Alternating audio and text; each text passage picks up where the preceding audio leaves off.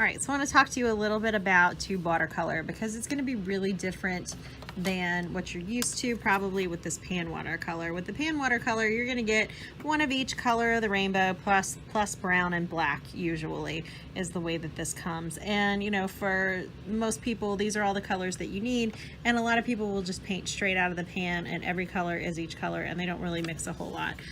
What these tube watercolors are going to force you to do is they're going to force you to get a little bit more creative, and you're going to have to learn your color theory a little bit more. So these are all the colors that come in the box, but you know what? We're going to throw out two of them as soon as we start. So this one that says Chinese white, yeah, that's not even going to be out for you. The other one that's not going to be out for you at all is this other one called Ivory Black. We want to stay away from these two colors because this one, this white, is going to make your watercolor look really chalky and awful, and this black is going to make them look dark and depressing and terrible too. And even if you're going for dark and depressing, there's another way you can do that besides using black. I know this one was a hard one for me to give up, but trust me when I tell you that it's good for you to get rid of it. So we are not going to have black and white available to us.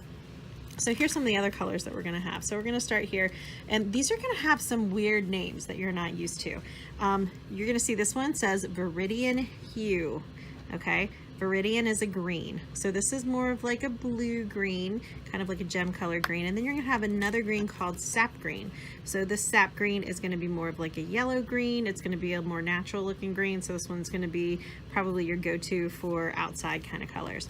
Then you're gonna have two different blues. You're gonna have a phthalo blue, and I know that that has a P at the beginning of it, but it's actually pronounced phthalo, not phthalo or phthalo. It's just phthalo blue. And this one is a little bit darker blue. And then you're gonna have an ultramarine blue, which is a little bit lighter blue, and it's gonna be a little bit more purple. So the ultramarine is a more intense kind of purpley blue. And then you're gonna have two different reds. You're gonna have a crimson, which is more along the lines of a darker red that falls more on the blue end. And then you're gonna have a brilliant red, which is more of like a red-orange kind of a color. So it all depends on what you're mixing. So that's why you have two different ones of each of these colors. So the other one that you have two different ones, actually have three different yellows. So you have a lemon yellow, which is gonna be a really bright yellow. You're gonna have a medium yellow, which is gonna be a regular type yellow. And then you're gonna have a yellow ochre. The yellow ochre is the one that you're going to be using. Again, this yellow ochre and sap green, amazing if you're going to be doing anything outside. So these two are really nice. So in place of black, we are going to be using the burnt umber very sparingly. So burnt umber is like a brown, but you don't want to use a ton of this either because you can make browns in other ways. Right?